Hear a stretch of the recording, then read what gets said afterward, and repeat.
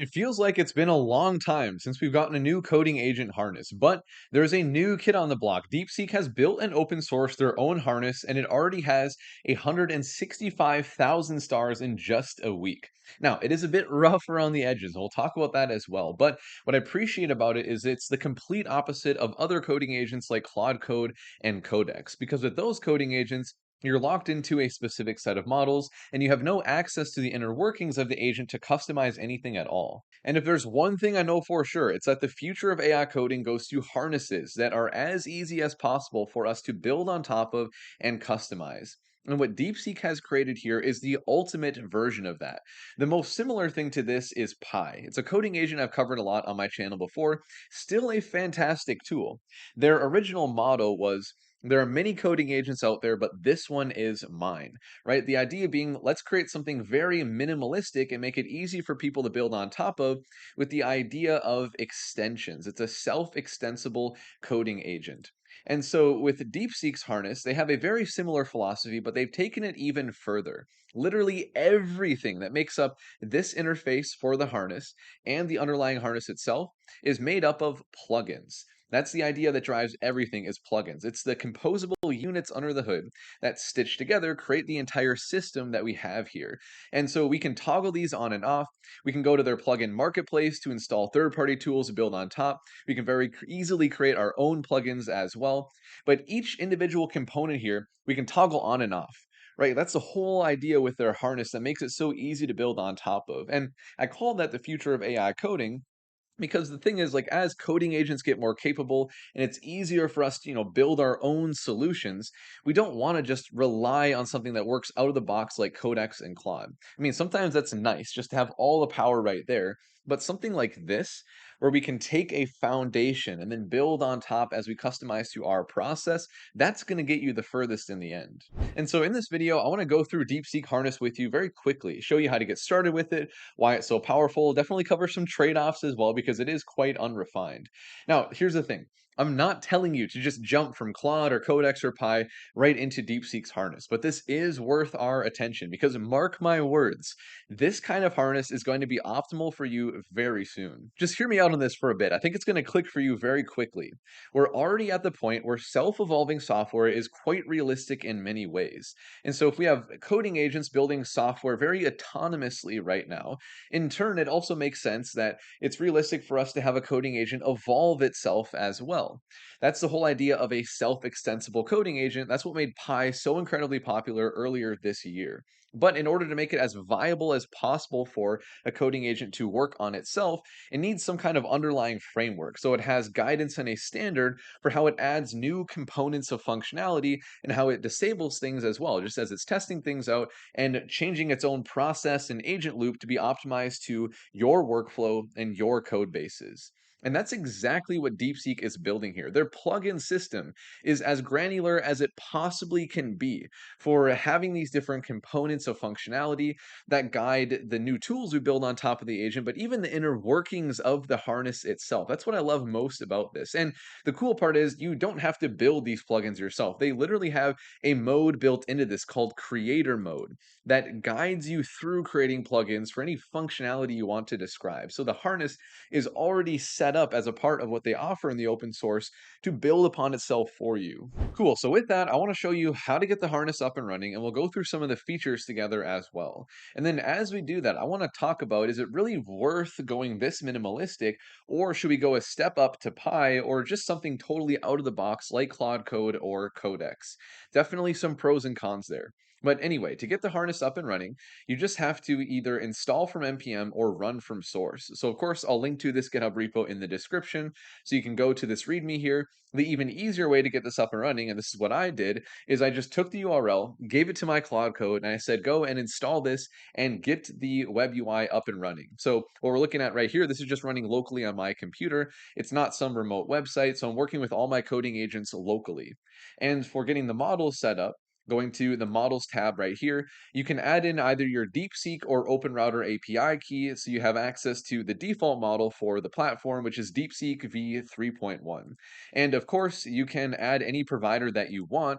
And so if you want to use different models and providers, you're totally open to do so. You're not locked into any specific model like you are with other coding agents. That's one of the big benefits that I was talking about earlier. So once you have your LLM configured, you just start a new session, and then working with the harness is very similar to other coding agents. The underlying composable system is very unique, but the way you interact with it is quite similar. I mean, this just looks like a good old Claude.ai or ChatGPT. There are a couple of different modes though. So we have standard mode. This is really just bringing you into a normal coding agent session with the permissions you can set up and configure, or just go in YOLO mode. We have the creator mode to build your own plugins so the harness can improve itself.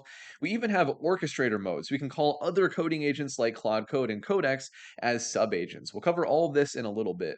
The sponsor of today's video is QVAC, Tether's free and open source local AI platform. It gives you your entire local AI ecosystem in a single NPM install. Let me show you the kinds of things you can build with it. So what I have here is a desktop app I built with QVAC for querying a banking database with plain English. Definitely the kind of thing you want running 100% locally. So I have Qwen3 as my LLM, SQLite database for RAG, all of that running on my machine. So I can say, top 5 clients in Frankfurt with the biggest debt, send in the question. Qwen3 is going to generate the query, and I can even approve it before it runs and then get the final answer. So just a quick example of the kind of app you can build with your entire system running locally. So there's nothing leaving my machine. In fact, I'm in airplane mode right now and everything still works here. And QVAC isn't just another way to run local models like Ollama or LM Studio. It's the entire ecosystem. A dozen AI capabilities behind that single NPM install, like text generation, RAG, fine-tuning, image gen, video gen, speech, they have it all. And you can bring in any open models like DeepSeek or Qwen, any GGUF file, they have their own models as well, and LoRa fine-tuning that you can run on your phone. So all this is for anyone building a desktop or mobile app with AI in it, and for a bank or law firm where data legally can't leave the building, this is the only way to ship at all. It's Apache 2.0 and there are no API keys in any of this. All of the models are just stored on my drive, so also nothing here can get rate limited or repriced from under me. I'll have a link in the description, and if you think it's as cool as I do, please go ahead and give them a star on GitHub. So I've done a ton of testing with the harness already, so let me just show you some things from my existing conversations. So first thing here, every single action that you see, like context injection, tool calls, asking us questions, these capabilities are each individual plugins that we built on top of the harness. Everything you see on my screen here and in your harness UI is a plugin. Even this button, even attaching files, these are individual plugins we can customize and even disable if we want for whatever reason. And so going to the settings, the plugin list is everything that is built right into the open source project. And then the plugin marketplace is all the third-party plugins and any that we have built ourselves. And with every conversation in the harness, we also have this trajectory view, which I absolutely love. I've never seen this in a coding agent before. It looks like the kind of thing you'd have in an AI observability platform like LangFuse or Langsmith. So every single part of the agent loop, which you can customize the agent loop in this as well, you're able to see the action and specifically where it came from. So I can click on the context injection right here, 1 out of 3. I can go to the source and see where it came from, right? Like this specific action in the agent loop is because of the DSH system prompt plugin. This is one of them that comes right with the open source project. Or we can go to the tool here and see the source for that. I delegated to Claude Code here, which I'll talk about that in a second. But I love the auditability that this gives us. And it also just shows us like we have access to the inner agent workings that you really don't have with other coding agents. I mean, even Pi doesn't give you this level of granularity. Now let's go back to the conversation here because I want to show you the subagent delegation now. So just by saying I want to use the Claude Code subagent, I can delegate certain work to Claude Code. I can do the same thing for Codex as well. This is great because, yeah, DeepSeek's a good model, and this harness can do a lot by itself, but sometimes you do want to lean on the power that comes out of the box with these other coding agents. And so I just say I want to use a subagent for this, so it does the delegation with the tool call, reasons about what comes back, and then just continues the conversation here.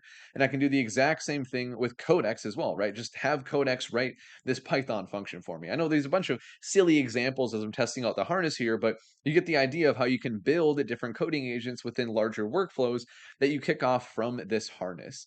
And both the use of Codex and Claude Code as subagents, you can probably guess at this point, is simply a plugin that we have within the harness here. So I go to plugin list, I search for Codex, and there we go, Subagent Codex. Or I go to Claude, Subagent Claude Code. Everything is a plugin. And here's another one. DeepSeek by itself can't process images. So if we want to work with a PNG or something like a JPEG in a conversation, we need a tool call to reach out to another model that can process that and then give us back some kind of description. And like you guessed, if I go to settings, this time to plugin marketplace because it's third party, we have a plugin for that, ModLens. It is the vision bridge for text-only models. And here's another example. I'll go to this conversation right here. I can fetch GitHub stars very easily from any GitHub repository. We got a tool call for that. Repo stats. So if I go to the settings and I go back to our install plugins, we have repo stats right here. And I know this path is really, really tiny on my screen right now, but this is a local path because repo stats is actually a plugin I built myself. So I went to new session, I went to the creator mode right here, and I simply said, build me a plugin so I can easily fetch the number of stars in any open source GitHub repo. I'm not going to go through the full process here, but it asks me clarifying questions, builds the plugin with me, and then it automatically installs it so I have it in the list right here, just like you can see for repo stats. So straightforward. Now, I know this is kind of an overly simplistic example of building a plugin. I mean, this isn't like super useful, but I'm sure your imagination can run wild at this point for the ways that you can extend this harness. I know that you're like me, where you're probably using coding agents like Claude Code or Codex, and they work well most of the time.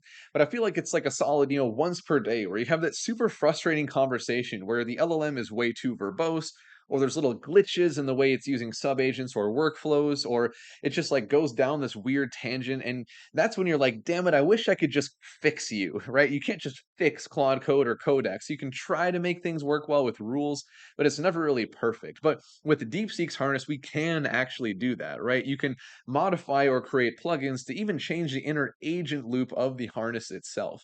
That's what makes it so you can really optimize the harness over time for your specific workflows. It's definitely a larger investment in time to really get it there, but it's going to pay dividends down the road because you get to the point where your coding agent, along with you or your development team, whatever, is just working as a well oiled machine. Now, I still think it's a fair question to ask, is this really worth it?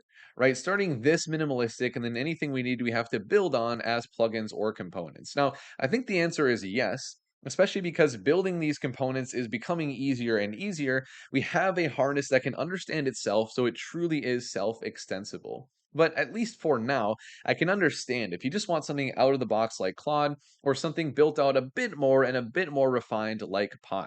But we are going to get to the point where it doesn't really make sense to not have something that's as customized as possible. This is going to be optimal in the next year or two. I don't know if it's going to be DeepSeek's harness specifically, but it's going to be something like it. That's why it's worth us understanding right now how this kind of system works, what it really means for an agent to be self-extensible in the first place. And of course, I want to repeat as well that DeepSeek's harness is definitely unrefined. I mean, just going through some of the conversations here, you'll see a lot of little glitches with their tool calls and different plugins, even the ones that are built right into the open source.